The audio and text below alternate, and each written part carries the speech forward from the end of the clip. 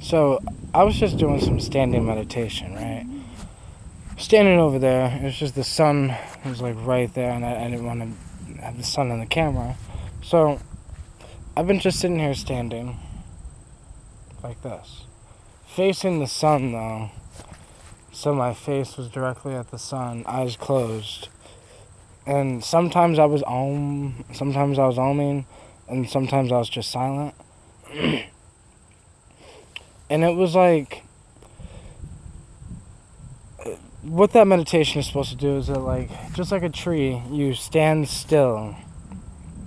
You begin to feel the wind and hear the bugs and hear the different noises, and you begin to have a different outlook on life.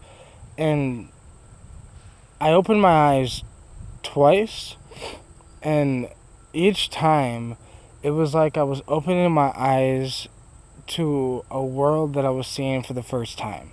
Even though I know that obviously I've seen this place many times. But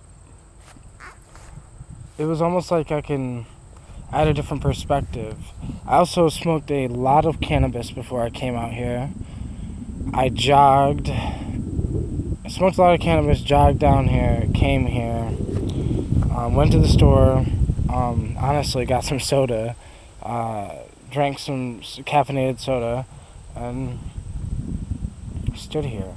I began to feel the caffeine start to work, and it just allowed me to just stand for, I sat still, and I could hear the wind, and I could feel it hit my body, and I could feel the sun, the energy of the sun. I could feel it warm up my body, and I started thinking to myself,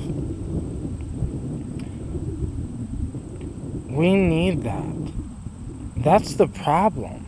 The problem is no one's connected to Mother Nature, right? It goes back to the conversation that I used to think that everyone needed to use DMT at least once in their life. Now I just believe that everyone needs to be influenced by psychedelic knowledge. It's not that you need to do psychedelics. It's that the information that somebody else has that they've gained from their personal experience with psychedelics, you can also learn from too. You don't have to learn you don't have to learn that not to, jump in front of a car. You don't have to jump in front of a car to learn not to do that. You can be told, and you can watch how other people have gotten hit by cars, and you can see that, you can learn from their mistakes, and, same thing though. You can learn from other people's psychedelic experiences. You'll never be able to understand it the same way, but you can learn the same knowledge. I think eventually the human race, all of us, need to reconnect with psychedelics.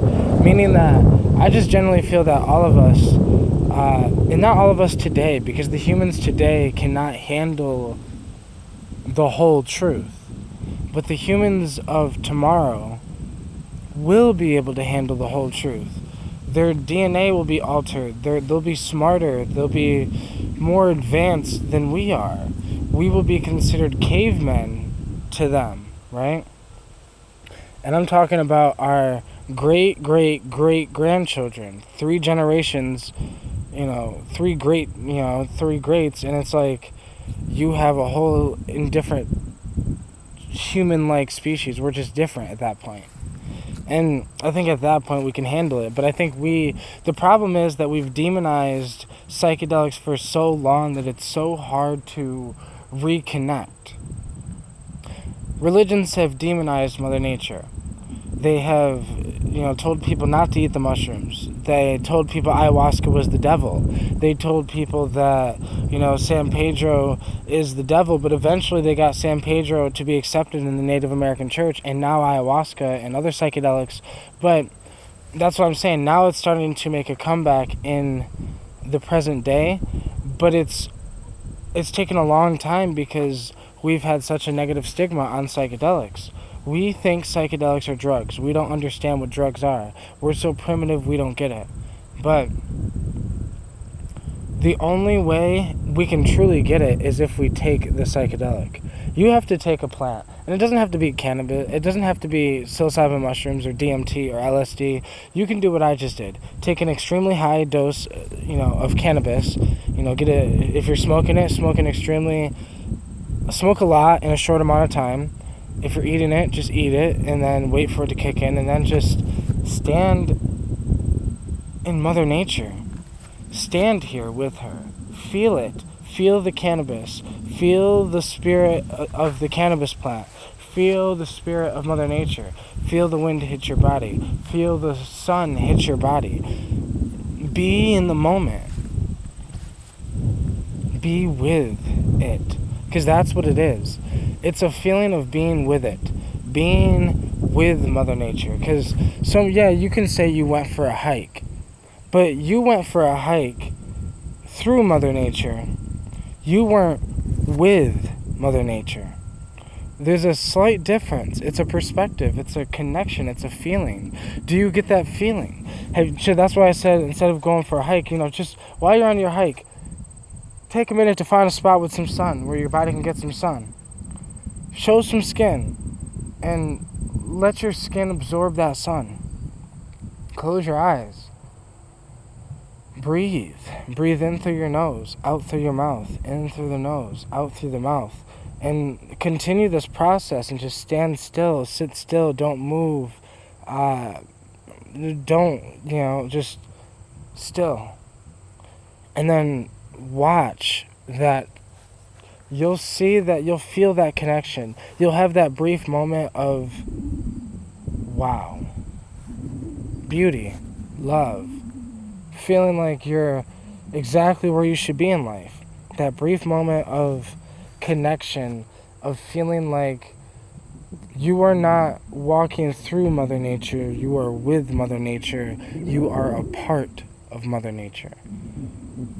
The standing meditation just allowed me to sit here and it will stand here and I was a part of this scenery. I was no longer the observer looking at the scenery because my eyes were closed.